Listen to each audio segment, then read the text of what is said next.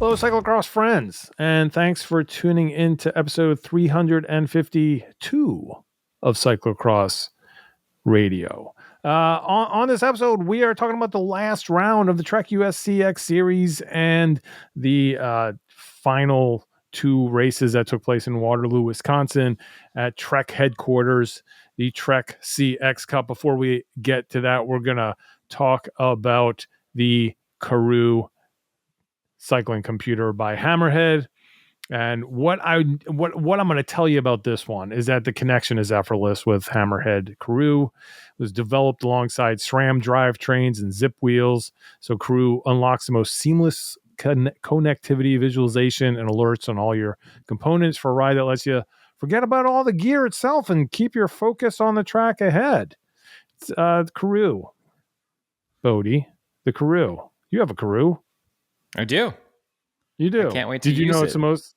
Yeah, it's the most advanced GPS cycling computer available today with industry-leading mapping, navigation, routing capabilities that set it apart from other head unit options. I didn't know, but I knew it was great. It has free global maps with point of interest included, like cafes or campsites. So you can explore with confidence and on-the-go flexibility. Here's what we got for you all. Well, here's what we got right now that's new. So that was like, hey, Bill, you're just reading the copy. Let's get to what's new on this. Well, what's new is that there's live tracking enhancements. So you can keep your loved ones in the loop with easy auto share of your ride. If you're following a route, where you are, where you've been, and where you're going, and will be visible, which is cool. I actually have used that on other computers, so I'm glad that the Karoo now has it. And here's something important, Bodie. Here is the most important new feature on the Hammerhead Karoo. There's a media player. So you can control your playlist with ease on Karoo, which is important for us since you can now play the CX Radio playlist through your Karoo. What more do you need than that? Yeah. When you're listening to the podcast and there's a hot take, you can back up so you can listen to it again. Fantastic. Absolutely. All right. You know the drill here, y'all. Right now, our listeners can get a free heart rate monitor with the purchase of Hammerhead Karoo. If you visit hammerhead.io, use the promo code CXRadio, CXRADIO at checkout, you will get yours today. Remember, Bodie, this is exclusive for our listeners, so don't forget to use the promo code CXRadio. You'll get a free heart rate monitor with your purchase of a Karoo. Go to hammerhead.io today, add both items to your cart, and use the promo code CXRadio, CXRADIO. Bodie. Bill. We're back in the media pit. I wasn't sure if you were still doing copy. I was like, okay, all right, yes, we're back. We're here, yeah, in the media pit. Sorry, I got distracted. I just wanted to adorn my water bottle with this new Oat Racing sticker. You know, big ol' my CX Hairs radio. So shout out to those guys. Nice. We missed them last week. We did. We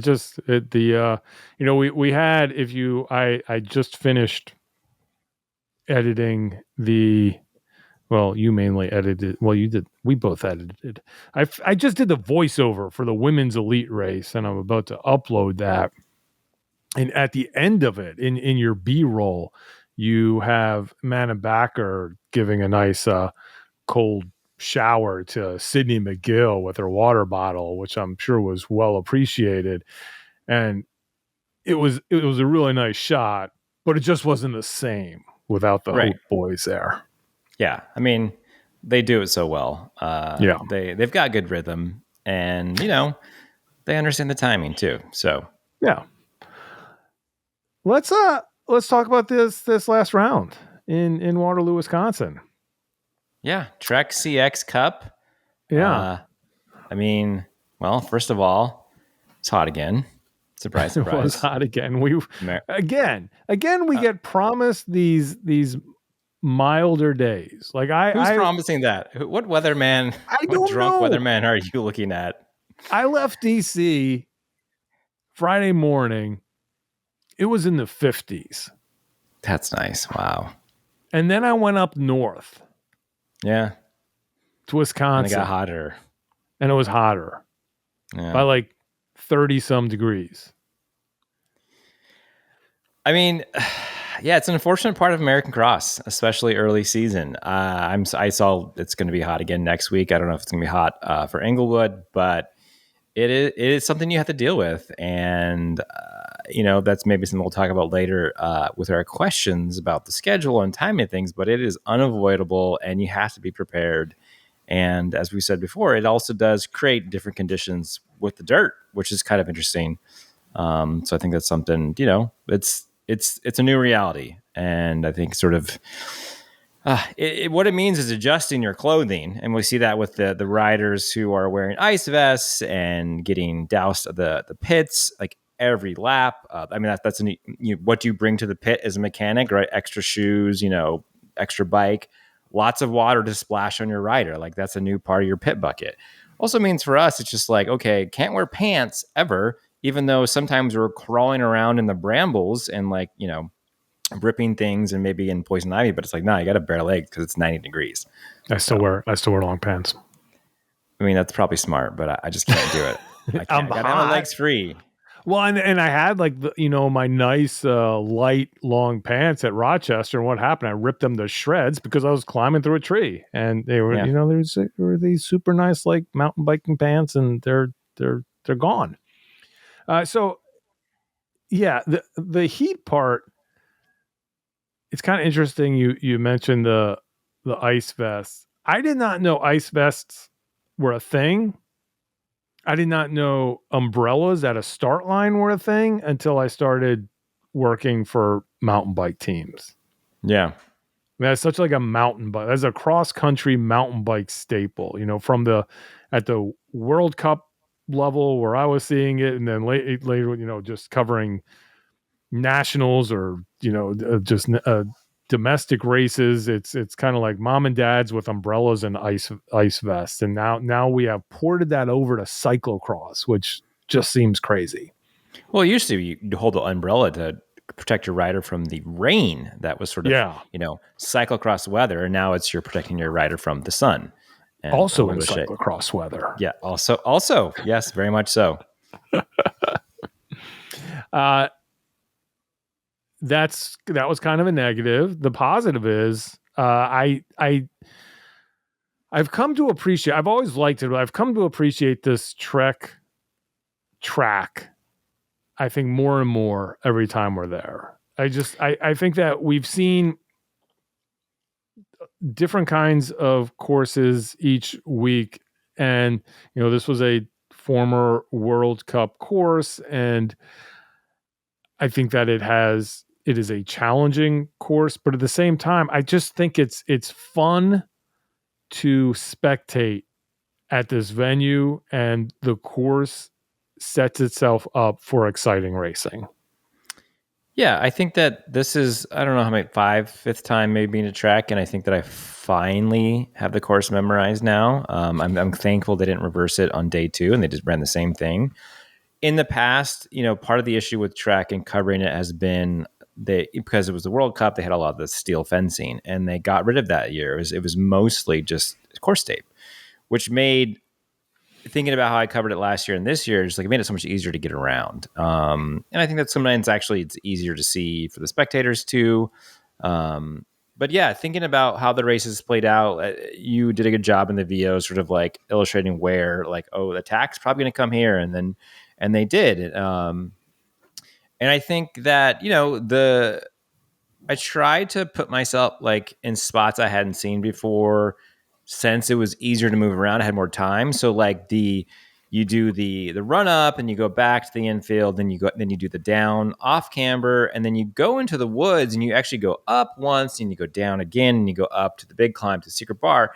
And that's a pretty cool technical feature. And I thought because it was so dusty and dry, we saw a lot of crashes there. We saw slip ups. We have on footage Mag even dabbing down there, Magali. But that's another element. And I think seeing that stuff is cool to kind of show how hard it is back there. I think we'll talk about this later in the men's race. We put the GoPro on Jules on day 2, and I thought that gave a really good perspective of what that sort of backwooded twisty section actually looks like for a rider. It's really fast, it's really punchy, and in these conditions, it's super slippery. So, yeah, very dynamic. Yeah, it's always funny just for what we see on the weekend when we're covering these races, because we split this up. We try to cover most of the track, and I think we do a pretty darn good job of that with just 2 people and a couple static cameras. But we always we get our regions right, and I think you had the more difficult one this time, just mixed light and also moving around more, where I was like, I was able to see more sustained action just because I could just turn around in a circle and I could see them from the start line all the way down to pit 1, all the way up to the flyover from the planks. And, and then, but what you were saying then, what I liked, and I'm sure you noticed it when you're doing your edits, is that in day 2, I was like, oh, wait a second, I can see over to Bodie's side too. So then I was like shooting them coming up from the run up again, just this nice shot of them coming through there, and then we were able to match those up. And it's just kind of funny that even being there so much, and thinking it, and just sort of even just turning around and going, oh hey, look at that, there's a whole nother section that we can have part of our coverage too. It's almost like we should bring bikes and like ride the course. Yeah, that'd be crazy. Speaking of sort of the features at Trek, let's get to Factory Hill and how that was different this year and how they changed the course. And I don't know that it was really much of a factor in any sort. You talked about it on the recap, so go watch them if you haven't. Usually you kind of go down and towards almost to the building of Factory Hill, and then you have to come up a very steep bank, and they usually have it taped pretty far down, so you have to go all the way down and then make a hard left up, and usually there's maybe like a really steep line, or you go low and then shoot straight up. But it was taped super high, and you know what changed, which it didn't until I was just thinking about this. What changed and what allowed for that high tape is that there used to be a 180. So you would come into Factory Hill and you would turn left and you would go down and then you would 180. That's true. And then dip down all the way to the bottom. And then you'd have to make that hard right turn. And then it really was like, if you had the right line and you had the right technique, you could ride it. But there were a lot of people that had to dismount at that point. Yeah. And that's what changed. And look, I know so many factors come into this. And when they were putting the course together, and I think that it's like, if you're going to keep that feature open for everyone, you want to make it something that's just not hard to the point that people don't want to race there. But at the same time, when you have your elites coming through, it was such a pivotal point in a lot of races. It was a pivotal point in World Cup races. Oh yeah, I was there. Right? I mean, I think that was. I mean, not to say that's where Ellen Noble lost her race, but that was huge in that race, that she was right there. I was literally between the tape on the ground filming that moment where, I think Voss actually dabs there, but keeps it upright, and I got this like. I just lucked out. But yeah, no, it seemed like that feature was neutered a bit in this way. And we, obviously, like you said, Bill, there are reasons maybe why. And so it became just kind of a hard grind, but it didn't seem, we had it in our coverage, and it's like, you cut to it every once in a while, but it's like, nothing's really happening there. They're sort of waiting until they get to sort of the next launch point, which is after pit 1. So some changes, but I mean, sometimes it's good to vary it up, mix it up. And I think that's okay. Cause just, you don't want to do the same thing every time, even though the Belgians might love that. I think it's nice to sort of like tweak things a bit and just give it a chance and see what works and what doesn't.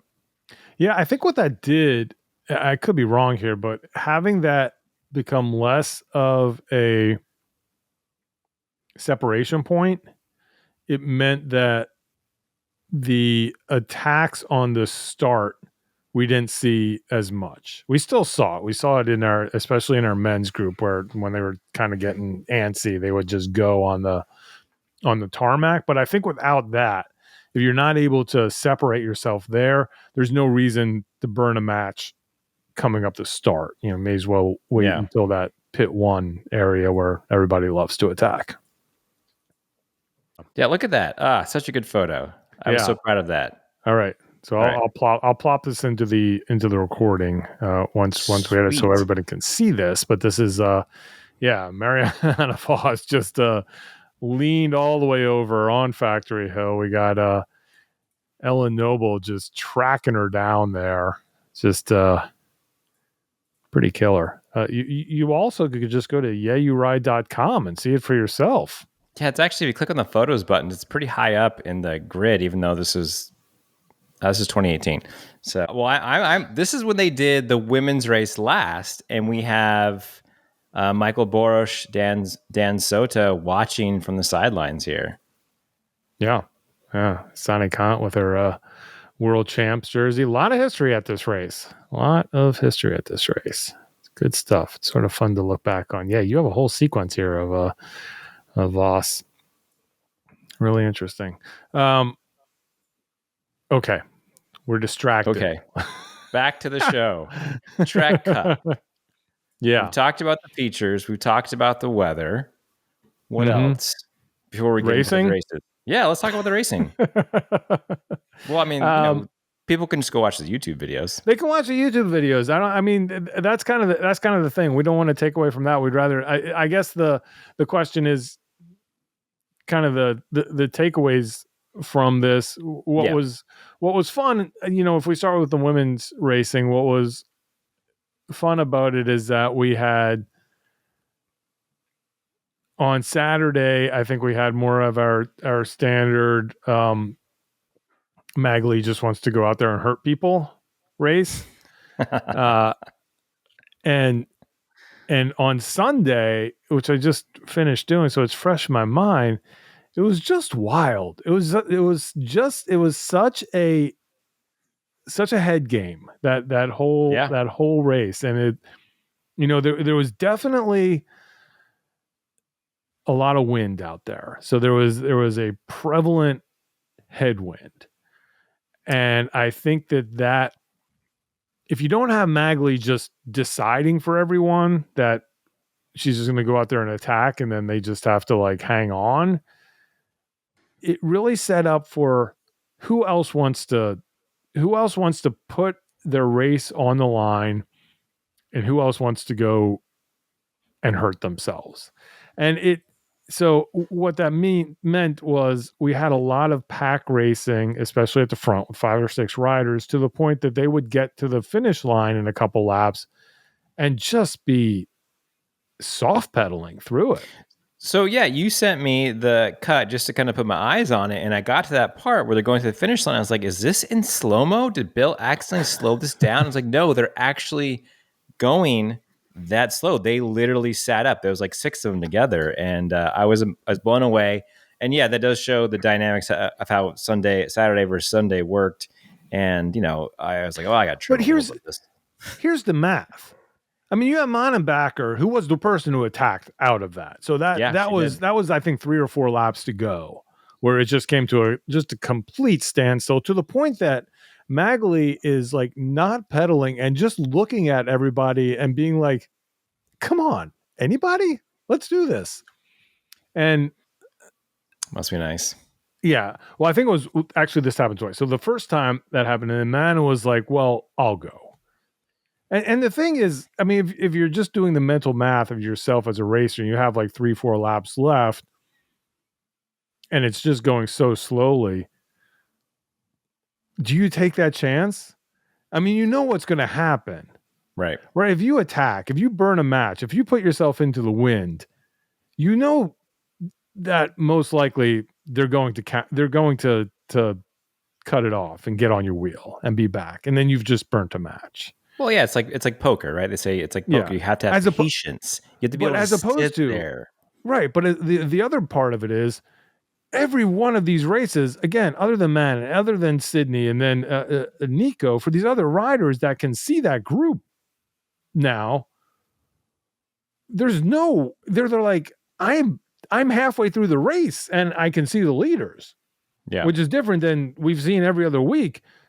I'm not attacking. I'm like, holy crap, I'm actually in this race. There's no incentive for me to actually like put myself then out of the race right away.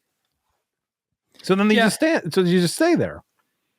I mean, I feel like in those situations, it's always like it's not on you, the racer who hasn't won the race before, who hasn't been on the podium, to make the move. I mean, sometimes it does pay off, but usually, if I'm in a situation, I'm pretty pretty tired. I'm like, well, you're the winner. You got it. It's up to you to make this go, or we can let chasers come back.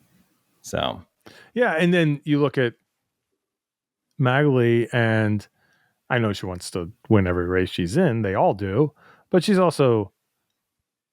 can't lose the series. Like, the series is done in that 8th race, right? Yeah.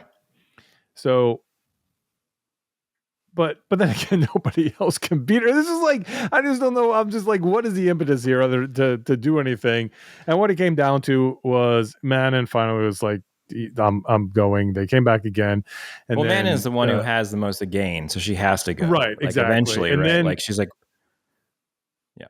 And then it was, and I talked to Magali about this in the interview. I'm like, it looked like they were taking advantage of your goodwill.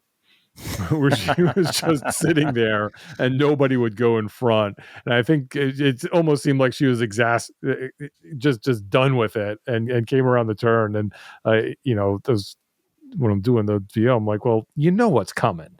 I mean, it's just inevitable. And she just put in this blistering attack. Man was able to stay with her. McGill was able to get on there for a little bit, and then it was just on. And then what was really nice is, like, then we had, I think, the best race we had between Magali and Manon for that last lap. So we got a race with like a group, which was cool. That was very strategic for most of the race.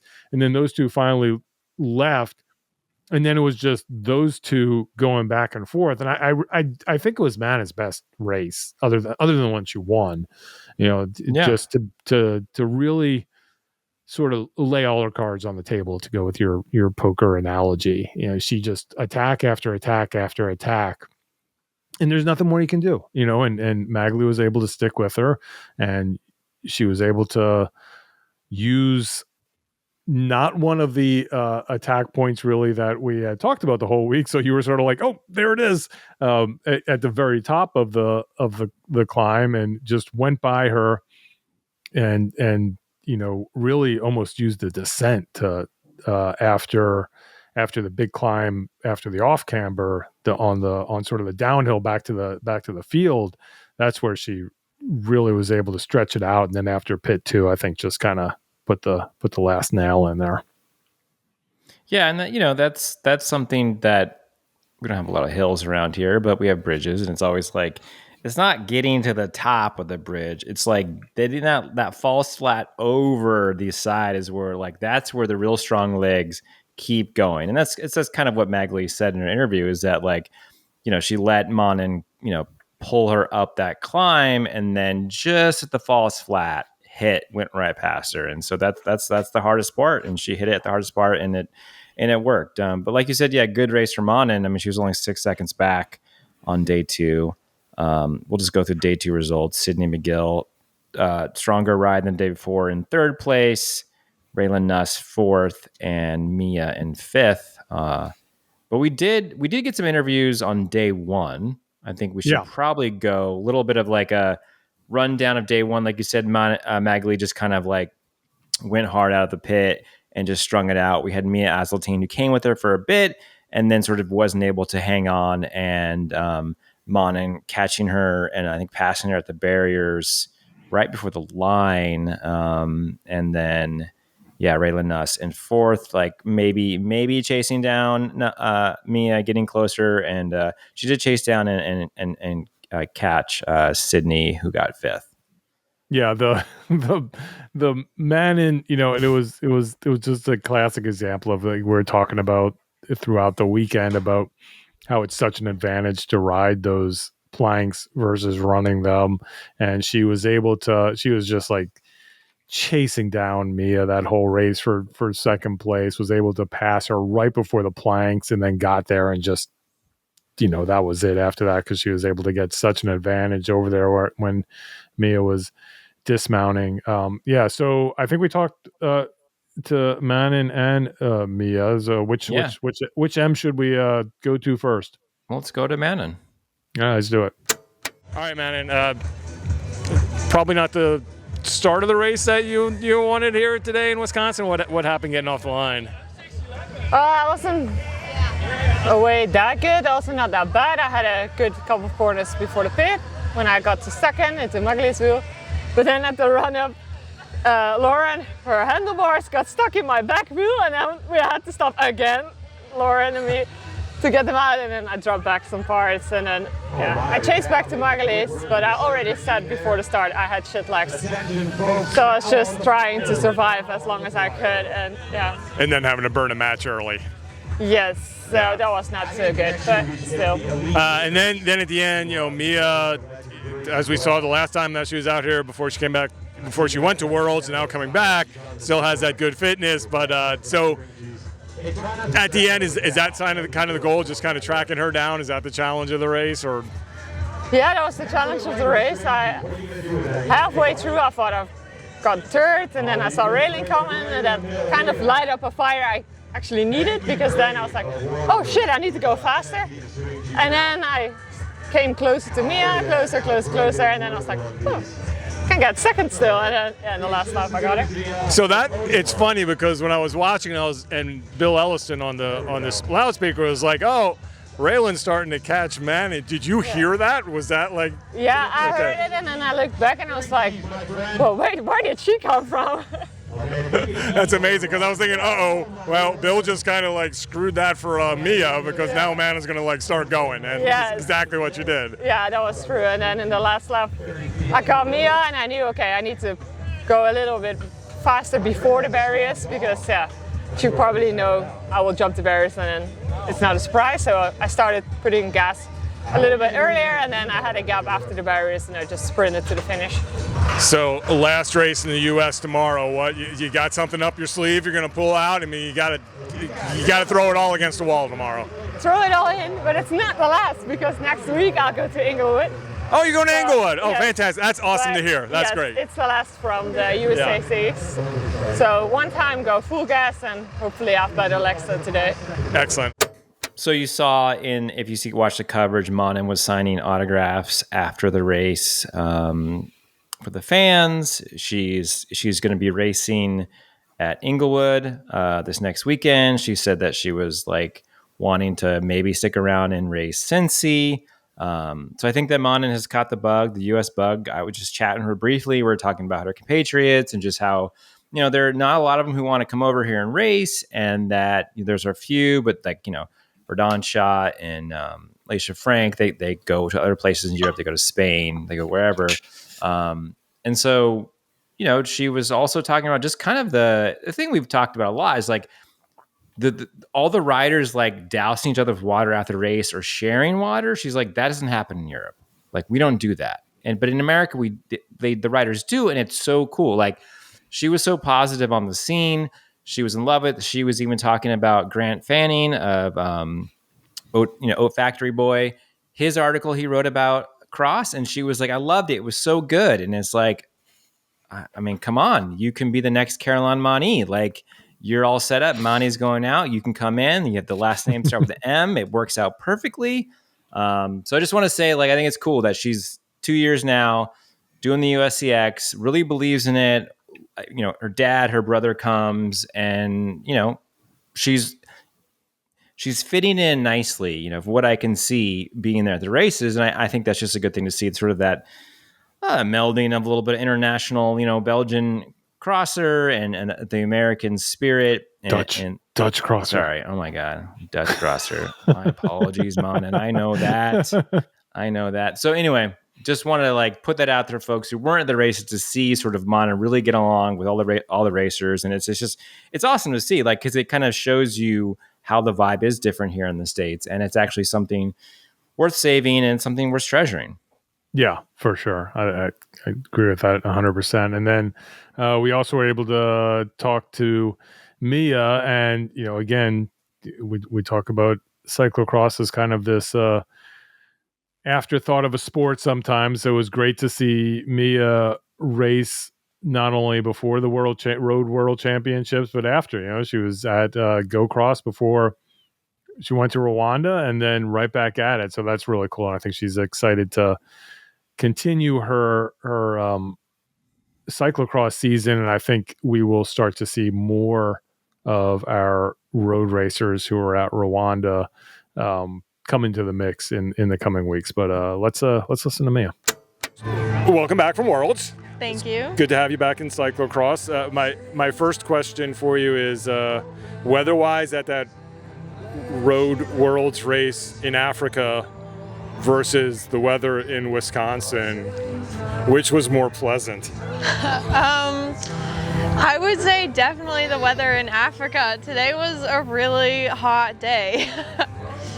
So, transition going from a really hard Worlds course to travel to coming out here to racing. It just how was that, just making it, and how are you feeling? Yeah, it was really hard. Originally, I didn't even think I was gonna come this weekend. I was pretty tired. It took us like 40 hours to get back from Rwanda, so I was pretty messed up after that plane ride. But then I was just thinking I wanted to spend a nice fun weekend with the Comp Edge crew and just have some fun racing cross, because that's what I love to do. Well, that's fantastic. And did you feel like, all that training to go into a world championship, that translated over to here? When we talked to you before, and you were at Roanoke before you went over there, that you still had held on to it for today? Yeah, I think so. I mean, yeah, I don't know. Well, yeah, no, I know. I kind of answered my own question. That was a badly worded question. So let's talk about this. Let's talk about the actual race. Mags goes out hard. Mannon and Lawrence had a little meeting on the run up there that sort of held them up. Did you see that at all? Were you behind them, or were you out front? Yeah, I was kind of like diagonally behind them, so I was able to get around them, but I did see that happen. Okay. And once you see that, you just go into this is cross racing mode and take advantage of that. Talk about the efforts to get up front, and was the goal to try to stay with Mags, or what was the game plan from there? Yeah, the goal was to try and stay with Mags, because in Roanoke, and I mean I wasn't there for Rochester and Charm, but she was able to get a gap early and just maintain that pace. So I figured I should close the gap early and be able to stay with her. But yeah, then I closed the gap within a lap, and then she attacked me right after that. So that was kind of unfortunate, but also very smart on her part. So yeah, I had nothing left. And then you're kind of on your own in second place. From the way I saw it, the announcer here, Bill Ellison, let Mannon know that Raylan was starting to catch her. So then she kind of went on the attack and closed the gap to you. And then I think once she saw you, she kept going. What was the last couple laps like, especially knowing that she was coming up from behind? The last couple laps were just death. I was hurting at that point. It was really just survival. Yeah, I could see her catching me, and I was just like, oh, I just need to hold on. And she passed me, and then she was able to hop the barriers and get I had 5 or 10 second gap, and that was the end. Yeah, but it definitely came down to the last of it. But still, great job coming back here, getting another podium, and one more race tomorrow. But any after that, what's the schedule look like after this weekend? Yeah, I'm gonna be home for next weekend, and then I'm gonna do King's Cross, really rad, maybe NoHo, and then Pan Am's. Fantastic. All right. Yeah. Well, congrats on today, and we'll see you tomorrow. Thank you so much. All right. Should we move on to our men's races? Yeah, let's do it. We had a battle brewing this weekend. If you are putting together a series, you really can't ask for it to turn out better than what we had on the men's side, just as far as how the points all shaped up. You had a tie in points between Eric Bruner and Andrew Strohmeyer coming into the last weekend. The difference being that one of those races, the shoe race for Bruner, I think he finished sixth. So him and Strohmeyer won the same number of races, but he finished sixth in one of them and then second in the other ones that Strohmeyer won, where Strohmeyer always finished. Well, he finished second except for Charm, right? Is that when? No, that was the sixth place. Yeah, he always finished second, right? Yep. Yeah. Except for track, which we'll get it to. Except for track. You're a spoiler. Sorry. I should have watched the video. Yeah. So, but that was it. So they were all tied, and then even farther down there, we had this fight going for third place that we were talking about week after week between Tyler Clark and Kerry Warner, and then talk about spoilers. Like, all along comes Jules Van Kempen and says, hey guys, I want to be part of this too. Yeah. No, I mean, it was like, yeah, talk about a rose for the USCX series. At least on the men's side, we had a really tight battle in the points, sort of for the entire podium, right? Even the wide angle podium. Yeah. So I think that's something I think nothing against the elite women. I think the elite women were the only ones that it was less in doubt, because I think both of our junior fields also were the same way, where it was pretty tight on the points and was back and forth depending on who showed up and what was going on. So yeah, but yeah, I don't think you can beat the men's standings as far as an exciting series battle coming into the last weekend. Yeah. So what happened on day one in the men? What happened on day one with the men is that Eric Bruner, I think, had the race of his season. Even with the crash. Even with a crash. Yeah. Even because of the crash. Yeah. In spite of the crash. Well, and then the fake mechanical. That's right. It was the fake mechanical before the crash. It was. Yeah, that's right. So we were in the first lap, and it's like all of a sudden Bruner's like dropping back. We're like, what's going on here? And he went into the pits. And if you watch our coverage of this in his interview, you'll learn that I was like, I asked him, I was like, well, my question to him was a philosophical one of can you have a mechanical and a crash and still race a perfect race? And he said it was an invalid question, because it turns out, his team later told him he didn't have a flat tire. He just felt it was a flat tire. So he really didn't have a mechanical. It was just whatever was happening that it just didn't feel right to him. But he did have the crash. And he did in the end agree that it was a pretty perfect race. Well, I think having a crash, having a fake mechanical, and coming back and winning in cyclocross is kind of the perfect, like that. You're using up all the elements that are to your disposal, right? So you get to use your mechanics. That was a classic Sven-ness point. It's who crashes the least wins. Yeah. You're going to make mistakes. You're going to crash. Yeah. You're going to screw it up. That's the great thing about the sport. Like just a complete clean ride is not the norm, but it's just like making sure that you can handle the mistakes and not let them get to you. And I think that's exactly what Bruner did in this race. Yeah. So he fake mechanical, thought he had a flat, then he goes. Didn't he wasn't he attacking and then goes down? He had a great attack. And that was the other thing. It was the biggest momentum killer.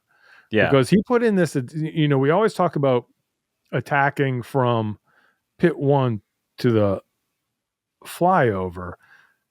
He basically attacked from the start line to pit one. The problem was he crashed right before pit one. But he got up really quickly. Completely. So Strohmeyer was like able to get right on him and then go by him. So it just completely changed the race. But he got up really quickly, right? So it was a crash, but he was like up within a second, and he was sort of like back on it. So it didn't sort of disturb his momentum that much. But yeah, allowed Strohmeyer to get to the front. It took him about a lap, I think, and then they raced together, and then. And again, watch this coverage because it's just insane. Like Brunner just goes. Yeah, the attacks from pit 1 to flyover were monstrous, and you know, a guy like Strohmeyer won as many races as him, strong. You would just see it break him. You know, we learned later that sort of he couldn't breathe. In the coverage for day 2, we interviewed the Strohmeyer. He talks about he had the exercise-induced asthma, and he really just couldn't. He couldn't breathe, so he couldn't pedal, and you can't produce power. So, but just they were there. See him in the coverage. You were right there, the perfect spot. You could just see how hard he was going, and you could see immediately the effect it would have on Strohmeyer. So truly impressive. I think sort of the other sort of big story in day 1 was Jules Van Kempen, who we editing the video. It's like when you're shooting it, you missed it because you were watching the attack from pit 1, and then you hear Bill Ellison say, you know, Jules Van Kempen on the ground, and so you kind of like you pan back and you see it briefly, but then there's more action going. So in the edit, it was like we had like finished the edit, and I was in the bed of the Airbnb, and I was like, oh shit, I gotta like make a thing, and I was like, oh my god, how do I do mask? I can't remember how to do this shit. And so I like cobbled together this like really bad like slow motion highlights so you could see him, so you see Jules go down. And then I don't think it was really bad. I thought it turned out great. Oh, thanks. I mean, it was good for the time we had. Perfect is the enemy of good, and that's how we move forward. But like that was then that created a really cool dynamic where we just, you know, we could see him slowly picking his way off and coming back. And what I said to Jules like after day 2, I was like, dude, you got diamonds in those legs. It's just like he was riding so good and riding so fast and riding up to groups, hanging with them, dropping them, catch another group, dropping, attacking, just really like he's like, my race is at the front and I'm going to get there by any means necessary. You have to have the legs for it, but it's set up perfectly for him since he was like 12th or something. But it was just like these groups that were kind of just perfectly placed, these carrots on there, and he just like checked off one, was still strong, got to the next one, checked off that, got to the next one, and then all of a sudden he's like, oh hey, there's only 2 guys left. He's like, oh hey, here's Strohmeyer.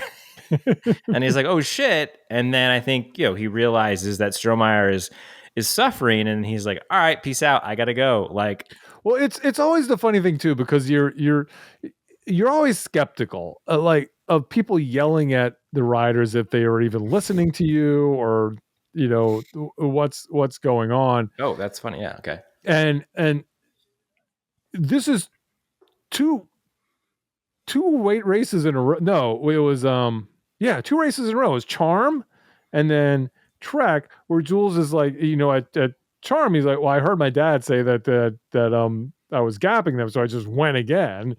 And then here, I don't know if it was Dad or somebody else was like, Strohmeyer suffering, and he was like, oh well, shit, maybe I can catch him, and took off and did and got him and passed him. But it's kind of funny where, you know, he's still doing that, but just that extra just push from outside the tape that, oh man, that's good intel. Let me go. It is. I mean, that's funny you bring it up, because there was a point when I was filming the climb to the secret bar where he was sort of off the main chase group of 6-7 riders, but I was like, oh, he's getting closer, and I had stopped. I think I had filmed him come to climb, and I stopped, and I was like running beside him the next point. I was like, dude, they're right there. Like, you're actually like, you can get him. And after the race, he's like, yeah, I heard you say that. I was like, no way. Like, he's like, I didn't believe you. Like, I just thought you were just saying that to like, and I was like, and then he's like, oh, okay, they really were. And I was like, yeah, I wouldn't shit you. Like, I'll be truthful out there. Like, you know, I'll tell you tactics if they're applicable. If they're not, I'll probably say, you know, good job, keep it up. Go faster. Catch that group. That's my favorite one. Yeah. Go catch that group. Okay. Oh, that's what I should do. Now that you said it, I will. So yeah, just, it's always fun to share these sort of inside moments that you don't catch on our coverage or any coverage. And so, yeah, really strong ride by Jules.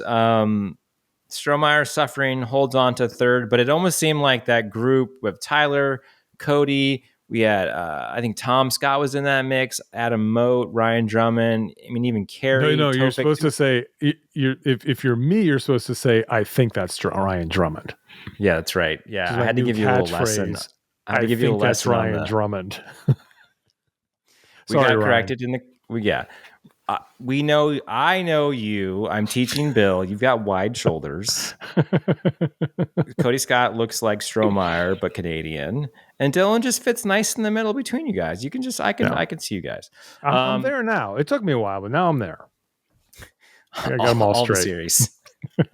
But yeah, we had another good fight in that group. And so they were kind of closing on Strohmeyer there. That was something I was watching the coverage where I'd shoot a shot. And I was like, oh, are they going to catch him too? But he kept it up for third. Tyler Clark was able to, Canadian on Canadian violence, elbows up, and get Cody. I think he attacked him on the start line the last lap, which is, why not? Like, not anywhere else. You were talking about earlier, no one else attacked there, but Tyler's like, this is the place to go. And he got in front of him, and Cody never came around.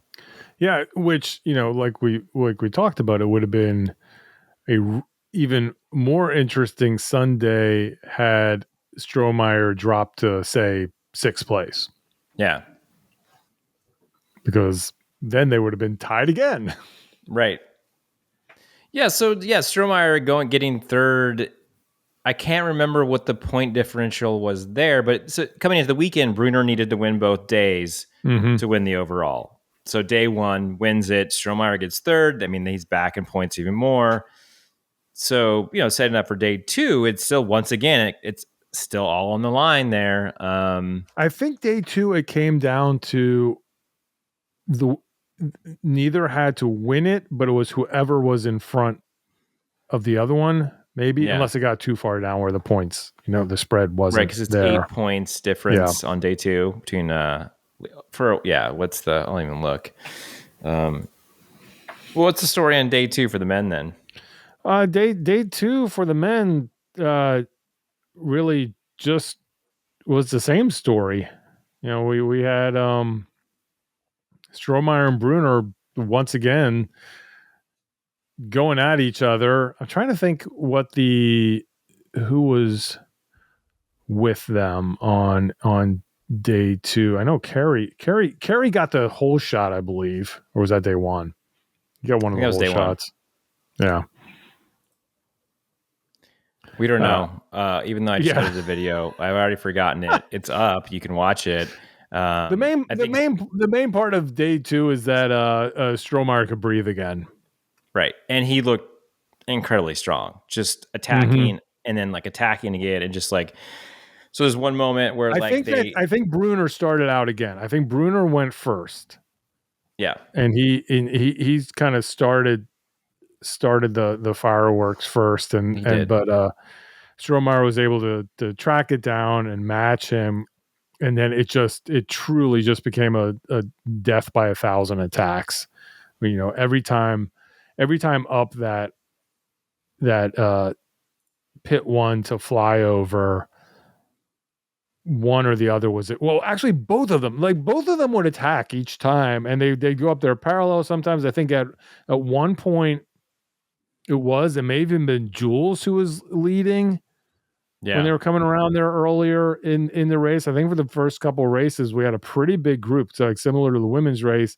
And then both of them kind of attacked at the same time and went to the front, with, I think, Strohmeyer taking the lead and Brunner in either second or third. And then they were able to just separate themselves.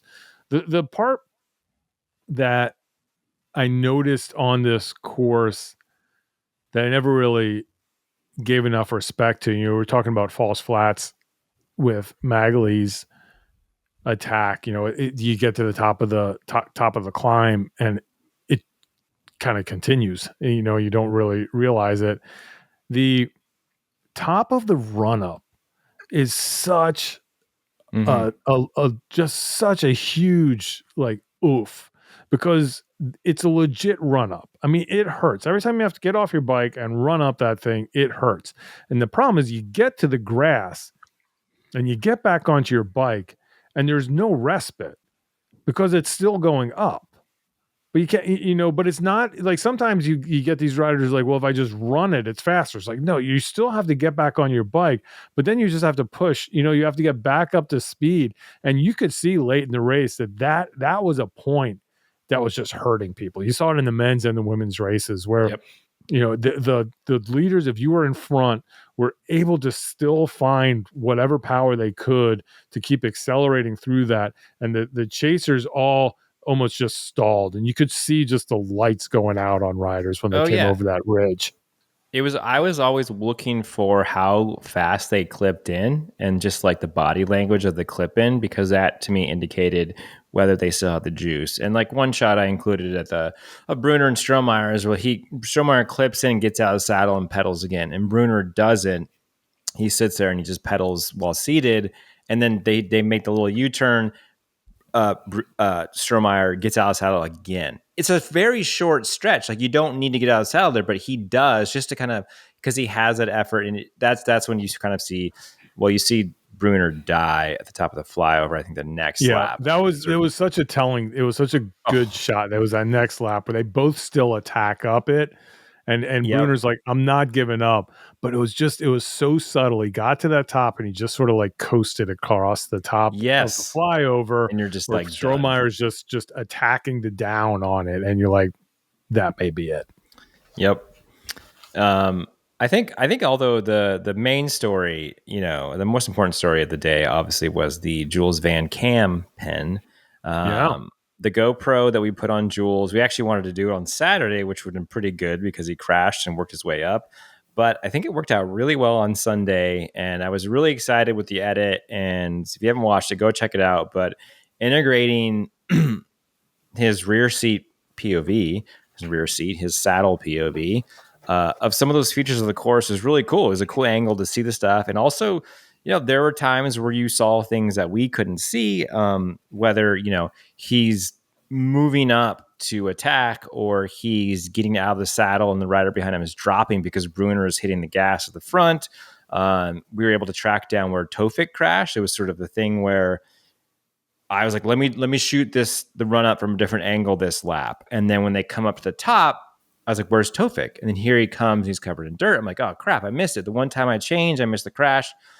Actually would not have caught the crash because he caught in those first like a little sections I talked about earlier. But reviewing the tape, you can just see it in Jules's camera. And so I don't know. I was really excited that we brought that in. There's one more camera to add, a little more work. I think it's well worth it. Once again, it's a good perspective of what it's like, especially in those early laps when you're in you're in the scrum of other riders and elbows and foot downs and just how close you're getting. It was like Calvin like unclipping and going out, and you're just so tight. And the fact that nobody crashes in those things. And then I forget who it was. It might have been Ryan on the off camber, like going foot, like just so like just amazing coverage from that GoPro. And then I think the other notable thing was how much dust was kicked up on the run up. Oh yeah, so dusty. And it was really cool to see from that angle. But yeah, like you said, it's sort of, it's interesting because we had talked about, I think last week, or maybe it was just, we hadn't talked about this yet, but sort of the idea, Brunner, I think, talked about it, that he's from Colorado and these are sort of his conditions. These are like dry, dusty, which is slippery conditions. And at the start line, I was talking to Grant Holicky about that. And I was just like, yeah, that makes a lot of sense, actually. I haven't kind of thought about that way, but it is another part of cross, and he is really good at it. We've talked about how good technically he is, and then so we're talking the start line and Brunner doesn't have a good day. I thought that was kind of ironic, but sometimes you just don't have it. Legs aren't there. Yeah. Strohmeyer, your competitor, is on top of it, and it just doesn't work out in your fashion. So well, Strohmeyer ends up taking the win. Brunner was second. 8 points difference. So close. Yeah. Jules came in third. and kind of again spoiled the party for Kerry and Tyler Clark. He ends up finishing third in the series. That was when I was doing the voiceover. I hadn't really watched the end. When I was doing, I'm like, they are all coming in how they finished the points. It was just amazing. They came in that day in the same that they finished a point. So Kerry ended up fourth. Tyler Clark ended up fifth. Was Tofik in sixth? No, Tofik got sixth. No, he was farther series. Back. Yeah, eight. So but that's right, because he almost caught them, like just fighting back. That kid just fighting back all day long, just he crashed spending again. so much. Yeah. It was shoot. Who's the Beverly Hills 90210? Jason Priestley. Did you ever see the Saturday Night Live where it was a skit where he's an Olympic ice dancer, and he just keeps falling and he keeps just sliding on the ice, and just like, and they're like, oh, and the commentators are like, he really needs to just stop. He should just stop. And you just see him just crashing and sliding out every time. And I was like, oh man, that kind of reminded me of Tofik, except he didn't stop. And he just kept coming back. It was insane. Like, he kept coming back, and there was a group of four of them all sprinting for the line. He was just right there. He was right there. Another lap, right there. Another lap, no crashes. He might have moved up to even fifth. For sure. But we were talking about Jules. We talked to Jules, right? We talked to Jules day one. We did, yeah. Yeah. Should we listen to that? Definitely. All right, Jules. Last weekend you had a breakout rally. You got on that podium in the C1, and it seemed like you had a near perfect ride in that one. I mean, everything just seemed to go right. Did you think like that was too easy and you needed a challenge today? So started out with a little bit of a crash, and also we talked about you crashing at Charm City, and then you went and did practically the same crash today, like much. Early corners, and then had to fight back. All kidding aside, amazing effort today, but just from being behind early, what's going through your head? How do you kind of like meet the effort to work your way back up there? Yeah, I mean, I probably had my best first lap of the season. Like, I don't know, I've been having pretty bad first laps, like letting gaps go and really struggling. Started the second lap, I was like, man, my stomach really hurts. So I was not focused on turning, and then just went down and tore my derailleur off. But luckily, just a couple of steps before the pit, so went in there, and I don't know, I was in 12th, 15th, something around there. And then I was like, well, it's really hot, so if I go too hard, I'm gonna blow up. And I think they kind of thought the same thing. So maybe they weren't going full gas, and I really didn't think I was going to catch back up.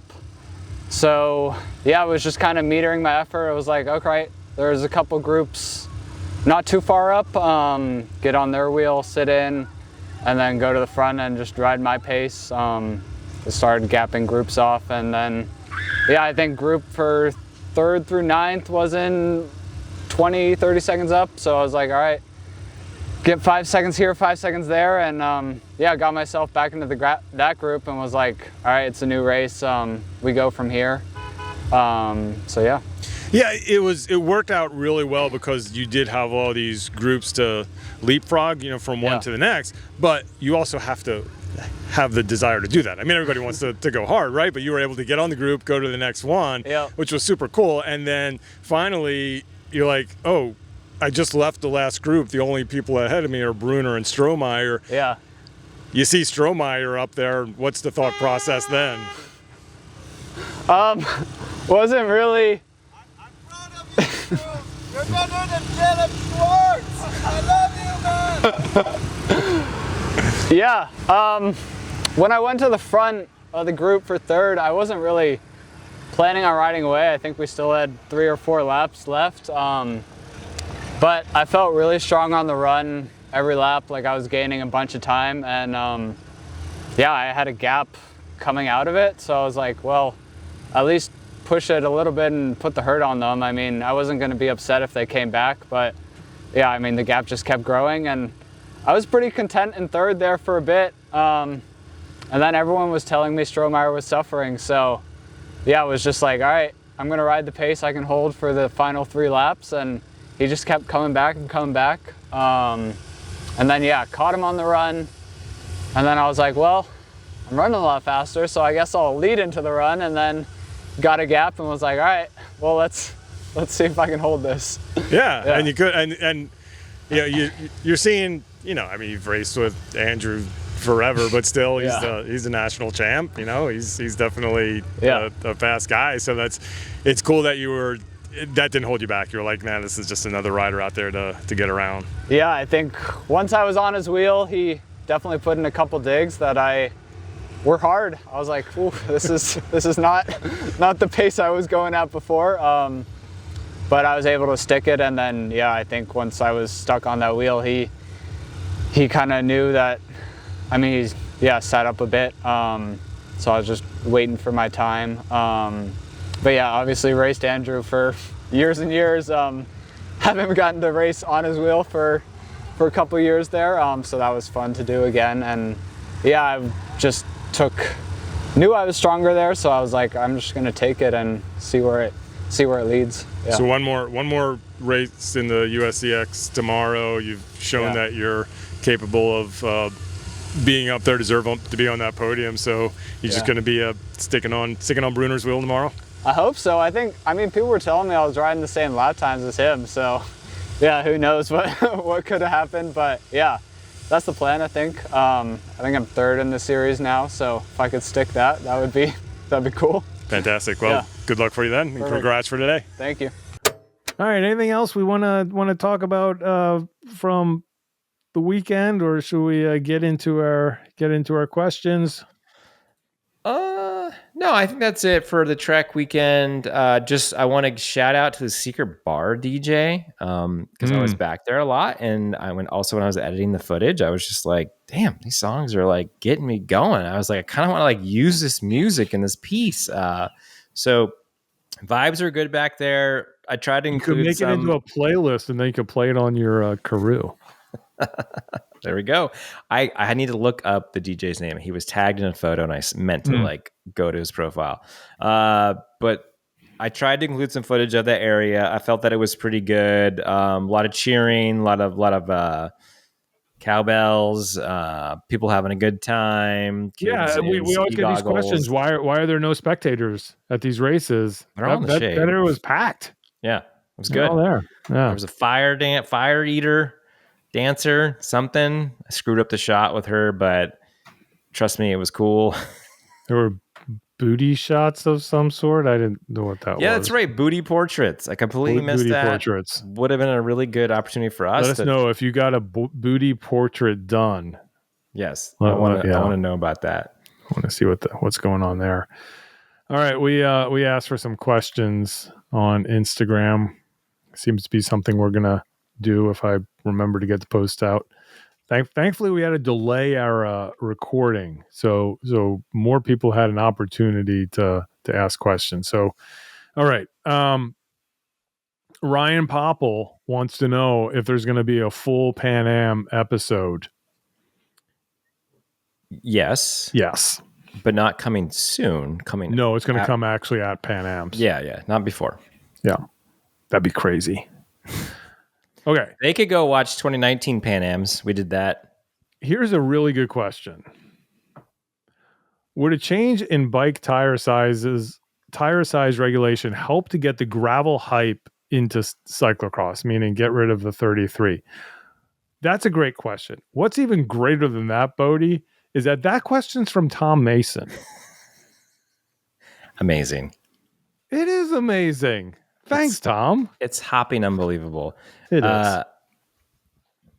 I mean, that's an interesting question. I was thinking about this. First, I was like, well, no, it wouldn't. But then I was thinking, when I bought my new Crux in 22 or 21 or whenever it was, it obviously came with size 35 tires. And then I went on my first gravel ride, and I was like, oh, this is awesome. Like, why was I riding 33s on gravel? And then I took it to the cross practice course, and I was ripping around there, and I was like, this is sick. Like, this is so much fun. Like, it's, You can roll over a lot more things. And I have said that the beauty of cross is you're sort of using the wrong bike on the terrain, but even a couple, maybe 40 is the limit, whatever you want to do.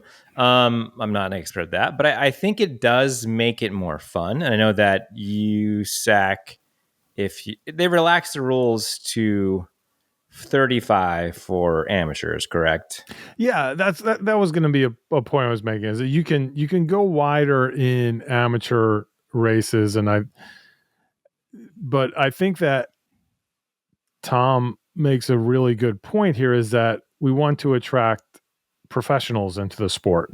Right. And we want to attract people who are out there racing gravel and are used to these wider tires.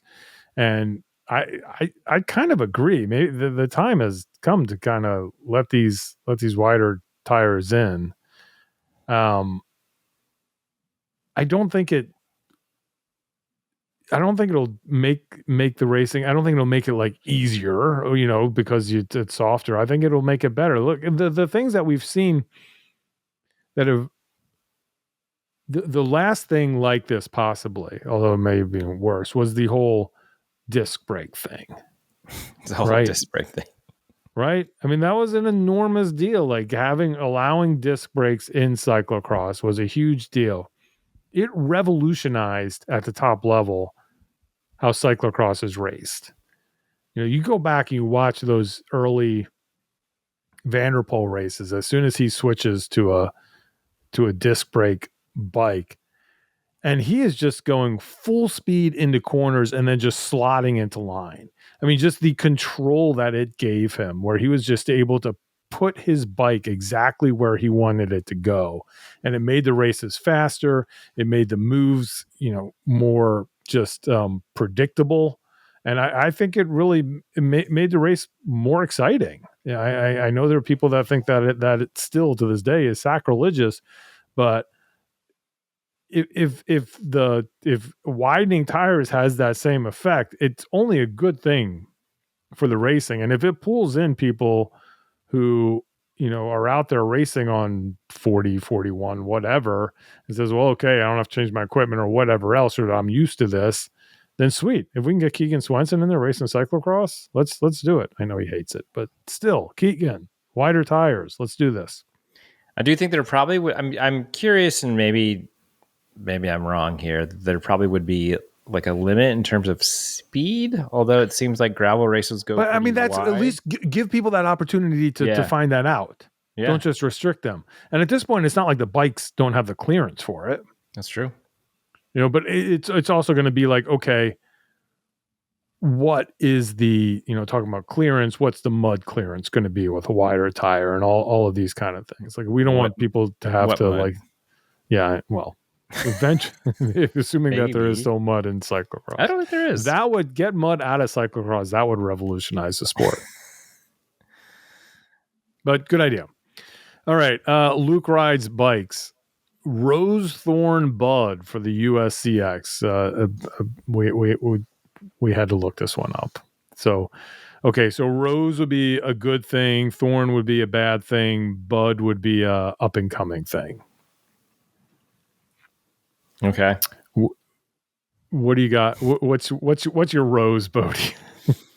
Well, I think just things we've talked about is we've had some really good racing this year, and that I think is in part because of the series, and we've had a traveling band of racers and support and families and teams making a point to come to these series and to be there and to show up week by week. And like you said, it came down to the line in the men's series. I think that's important. And that was, like I said, provided by the USCX. And that was a great thing.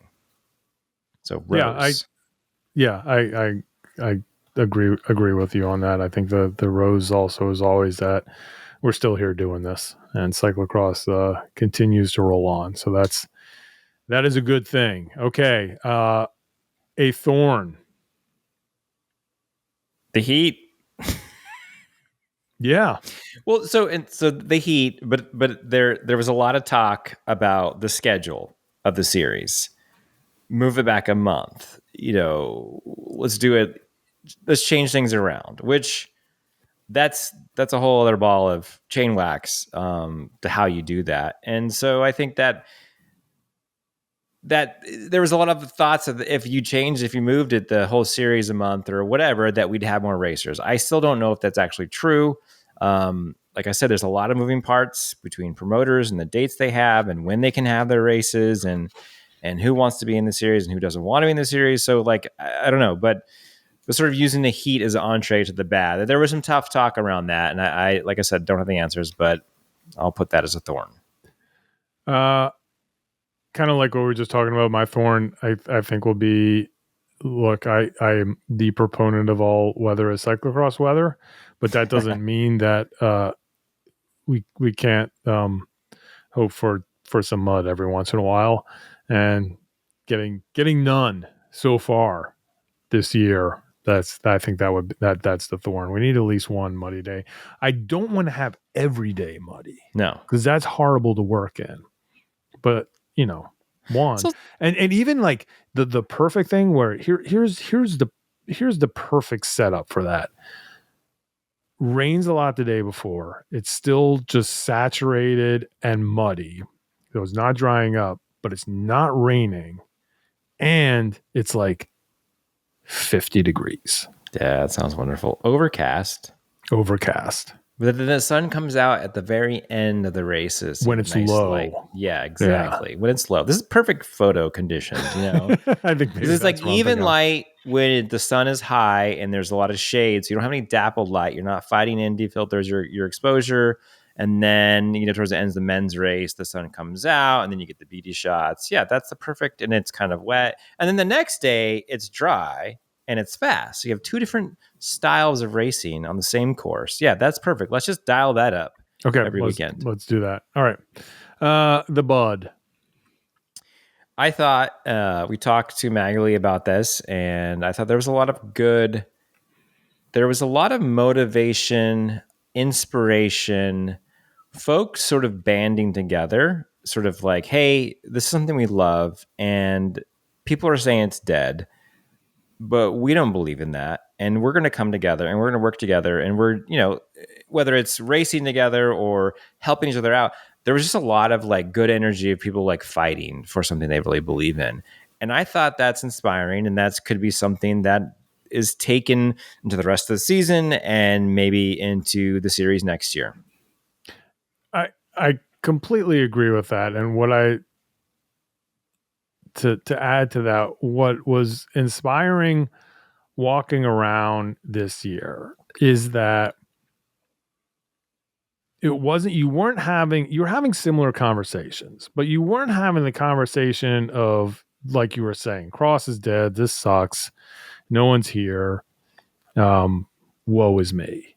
Instead, you were like, hey, this isn't what it was 10 years ago. As far as the number of people here, the excitement, what do we do to change that?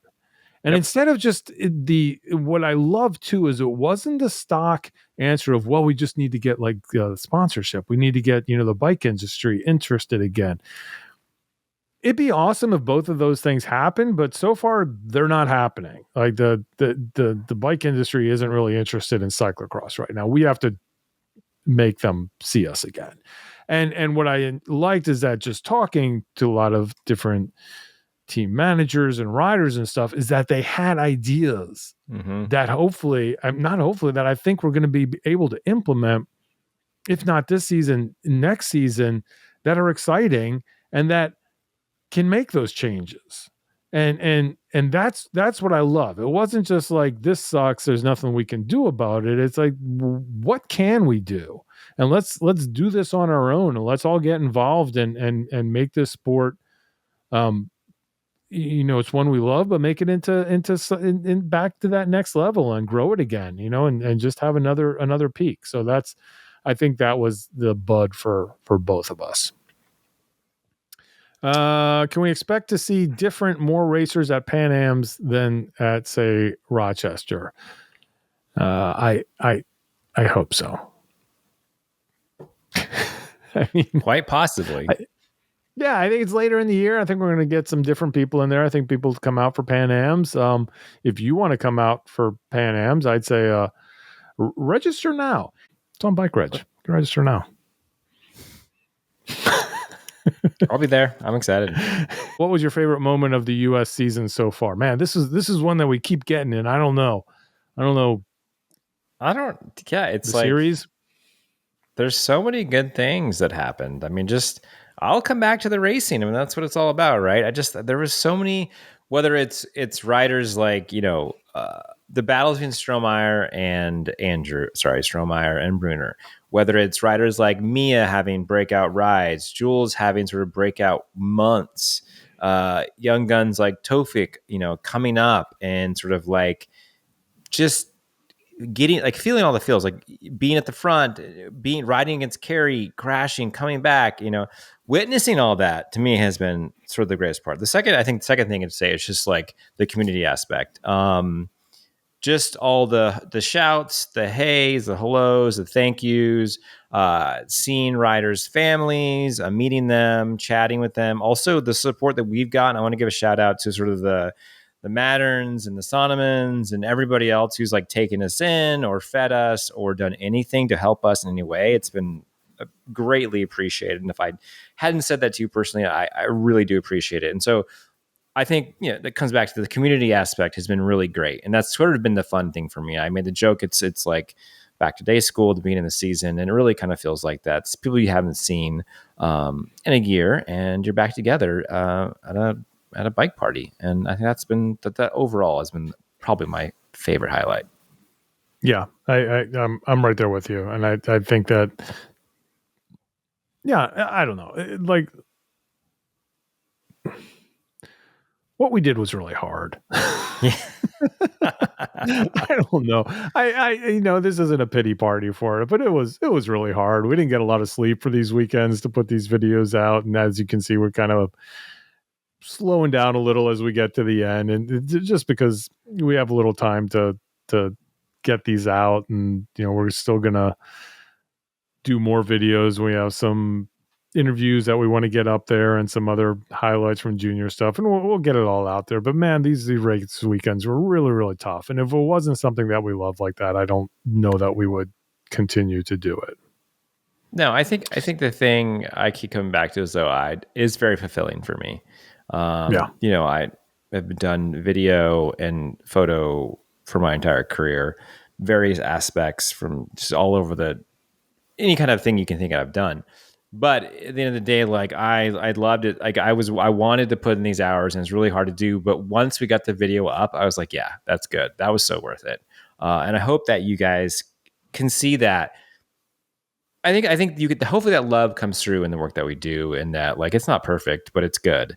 And I think that's important to me. And yeah, so that was all. I mean, I'll say, Bill, we kind of went on an adventure together. We spent 4 weekends in a row, oftentimes sleeping in the same room, up really late, working in a situation where we're like having to like solve issues at 2 a.m., 3 a.m.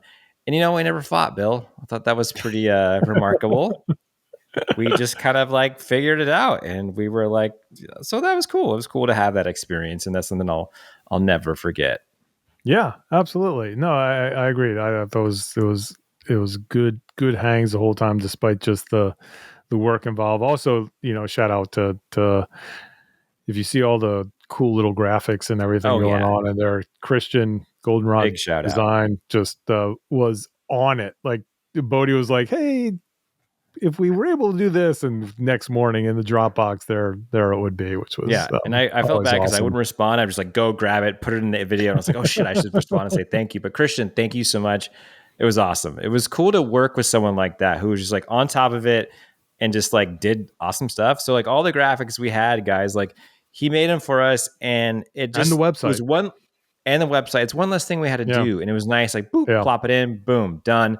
Just put in the text. He had it all formatted. He had the cool font. Like so, that was really cool too. I enjoyed that. Yeah, if y'all need any design work, go check out Goldenrod. Okay, let's get to the serious questions now. Cole wants to know which Fugazi album is the best and why. Fugazi, is that like a Fuji's ripoff band? Oh my God, you thought you were in trouble with the quicksand people. This is another sandstorm. Okay, I'll save you here. The chalk answer here, Bodie, is just to say repeater. All right, that's you can't go wrong. No one's gonna kick you out of the conversation if you just say repeater is the best Fugazi album. But the real heads know it's in on the Kill Taker. And that's it. End of discussion. Get that Albini work in there. A little harder. That's where that one ends. All right. That was from Grant. Grant also wants to know, now what? Now what? I think we told you. Now what is we release the rest of the videos. I go on a vacation, and then we do Pan Ams. Then we do Pan Ams. We're not done. Not done. Not done. Yeah. What's your favorite baked goods? This is Lauren Zerner. She finally got the question in, and man, I mean, you can't really go wrong with this question for DCCX for Pan Ams. I mean, I love put your order in. I love a good chocolate chip cookie. You can add sea salt to it. Yeah. I love a really good like zucchini bread or banana bread, especially if I can then grill it up and then put fried eggs on it with maple syrup and hot sauce. That's a clutch breakfast. I like the chocolate chip cookie idea. Okay. All right. Lauren also wants to know who had the most inspiring storyline of the USCX in your eyes. In your eyes. Does she want us to say Jules? It's a pretty good storyline. Jules, Tofik. I think Mia and Nico out there. Yeah, you got all the it's the young guns on the women's side. That was cool. I mean, there's also some good junior racing that we did actually watch a lot of. Yeah. Should we just jump ahead? We got one more question. Yeah. Could you give a breakdown of the junior races from Trek? Now, interestingly, this question came to us from a Noah Sholnick. I think I recognize that name. Yeah, actually, speaking of junior races at Trek, that series came down. The junior men came down to the last race essentially. I don't remember where the points were at, but Ethan Brown was leading, but Noah had won a few recently. Matt Crabb, both on Fincraft, and they were all together, and they went down into the woods, and then Ethan wasn't there when they came out, and I was like, huh. And then he came out later, just like Tofik, all dusty. And that was sort of his series lost right there. So, hate to see that for a kid, but good on Noah for sort of being there, being ready. And I don't remember exactly how those races broke down, but we had, what was it? I forgot what I was going to say. Anyway. Videos coming. We are gonna, we do have to answer your question though. We have video of the junior races, and the plan is to get out a junior recap from Trek. Will that be tomorrow? No, it won't be, but it'll happen. Those were all our questions. Okay. What you got for the playlist? Oh man, that's a great question. Okay, so I got a few. I got a bunch right here. So number one. Can I do mine first? Because I only got one. Yeah, go for it. Fugazi, Waiting Room. Throw it on there. It's the big hit. Arena Rock. Go for it. Make sure that you when you wait in the beginning, you don't do the 4 count. You do the whole 8 count. Okay, go. I'm gonna listen to that on my plane trip. All right, just because this song is silly and it's silly, it's feeling silly and exhausted. Len, Still My Sunshine. Heck yeah, Len. Just gonna get you in a good mood. I don't know if it really my hypes kind of you pick. up. I love it. Yeah, but it makes you feel fun. It's silly. Does he like good butter Vespa tarts? video? Yes, It takes me back. I can remember exactly where I was, probably the summer of 1997, before sophomore year in high school, probably coming back from Jack in the Box, listening to that song on the radio in my Subaru. Second song on the list, What year was that? 96? Okay. And what were you doing? 97. I think it was 97 when the song came out. All right. This is I for was the being butt a lawyer. rockers. Huh? I was being a lawyer. Okay. Yeah, I was in high school. Cool. Kind of 5 years later, maybe. Lit by Buck Cherry. Yeah. That's the reaction I wanted. This song will get you pumped. It's about drugs.